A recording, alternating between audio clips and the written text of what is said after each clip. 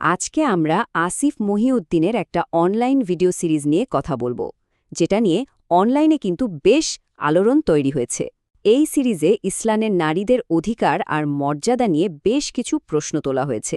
তো আজকের এই আলোচনায় আমরা সিরিজটার মূল বিষয়গুলো কি আর এটা কিভাবে সাজানো হয়েছে তা একটু ভেঙে দেখার চেষ্টা করব, আর বোঝার চেষ্টা করব ঠিক কী কারণে এটা নিয়ে এত বিতর্ক হচ্ছে। আচ্ছা, পুরো বিষয়টা বুঝতে সুবিধার জন্য আমরা কয়েকটা ধাপে এগোব। প্রথমে দেখব আলোচনার উৎসটা কি, তারপর বিবাহ, স্বাধীনতা, ন্যায় বিচারের মতো বিষয়গুলো আসবে, আর একদম শেষে থাকবে আধুনিক বিতর্কগুলো। তাহলে চলুন শুরু করা যাক। প্রথমে দেখে নিই আমাদের আলোচনার মূল উৎসটা কি। আমরা যে কন্টেন্টটা নিয়ে কথা বলছি সেটা হলো আসিফ মহিউদ্দিনের একটা ইউটিউব প্লেলিস্ট, যার নাম ইসলামে নারীর অধিকার ও মর্যাদা। মানে এটা আসলে ইসলামে নারীদের অবস্থান নিয়ে বেশ কিছু সমালোচনামূলক ভিডিওর একটা কালেকশন।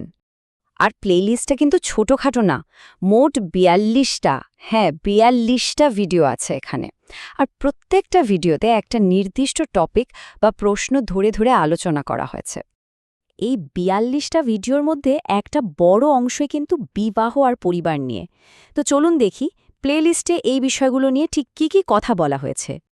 প্লেলিস্টের একটা বড় ফোকাস হলো বিয়ে, মানে ভিডিওগুলোতে সরাসরি প্রশ্ন করা হয়েছে কিছু প্রচলিত নিয়মকানুন নিয়ে, যেমন ধরুন অভিভাবকের অনুমতি কিংবা বহু বিবাহের মতো বিষয়গুলো। এখানে দেখুন অভিভাবকের অনুমতি ছাড়া বিয়ে করা যাবে কিনা, বহু বিবাহ কতটা যুক্তিসঙ্গত, এমনকি হিল্লা বিয়ের মতো বেশ বিতর্কিত একটা প্রথা নিয়েও কথা বলা হয়েছে। এই হিল্লা বিয়েটা কি? মানে এটা এমন একটা নিয়ম যেখানে একজন তালাকপ্রাপ্তা নারী যদি তার আগের স্বামীর কাছে ফিরে যেতে চান, তাকে আগে অন্য আরেকজন পুরুষকে বিয়ে করে তারপর তার থেকে তালাক নিয়ে ফিরতে হয়। তো প্লেলিস্টেই প্রত্যেকটা বিষয়ের ক্ষেত্রেই কিন্তু সম্মতি আর বৈবাহিক দায়িত্বের ব্যাপারগুলো নিয়ে প্রশ্ন তোলা হয়েছে। বিয়ের আলোচনার পর প্লেলিস্টটা আরেকটু এগিয়ে নারীর ব্যক্তিগত স্বাধীনতা আর স্বায়ত্তশাসনের দিকেও নজর দিয়েছে। মানে একজন নারী তার নিজের জীবন বা শরীর নিয়ে কতটা সিদ্ধান্ত নিতে পারে। এখানকার অনেক ভিডিও টাইটেলে কিন্তু এই প্রশ্নটাই ঘুরে ফিরে এসেছে, সেটা তার পড়াশোনা নিয়ে হোক, কেরিয়ার নিয়ে হোক, বা তার পোশাক আশাক, এমনকি ধর্মীয় বিশ্বাস নিয়েও। নারীর স্বাধীনতার অনেকগুলো দিক এখানে উঠে এসেছে, যেমন পর্দার নিয়মটা আসলে কোথা থেকে এলো, বা মেয়েদের স্বনির্ভর হওয়াটা কি ঠিক না, নারী নেতৃত্ব নিয়ে কি বলা আছে, এমনকি নারী খতনার মতো খুবই সেন্সিটিভ টপিকও কিন্তু আলোচনা থেকে বাদ যায়নি। আর এই ব্যক্তিগত স্বাধীনতার আলোচনাটা একটা চূড়ান্ত পর্যায়ে পৌঁছায় ১৯ নম্বর ভিডিওতে, যার শিরোনামটাই হল মুসলিম নারীর ইসলাম ত্যাগ, মুক্তির অনুভূতি। মানে ধর্মত্যাগের মতো ব্যক্তিগত সিদ্ধান্তের কথাও এখানে বলা হয়েছে। ব্যক্তিগত স্বাধীনতার পর প্লেলিস্টটা আরও কিছু গভীর এবং বেশ কঠিন বিষয়ের দিকে এগিয়েছে, যেমন ন্যায় বিচার, সহিংসতা, এই ধরনের টপিক। এখানে কিন্তু কঠিন প্রশ্ন এড়িয়ে যাওয়া হয়নি, যেমন ধরুন গার্হস্থ্য সহিংসতা। ১০ নম্বর ভিডিওর শিরোনামে সরাসরি প্রশ্ন করা হয়েছে স্ত্রী প্রহার সম্পর্কে ইসলাম কি বলে। ৪০ নম্বর ভিডিওটা বেশ ইন্টারেস্টিং। এখানে যুদ্ধবন্দীদের সাথে আচরণের ব্যাপারে ঐতিহাসিক ধর্মীয় আইনের সাথে আজকের দিনের যে আন্তর্জাতিক মানবাধিকার আইন, মানে জেনেভা কনভেনশন, তার একটা সরাসরি তুলনা করা হয়েছে।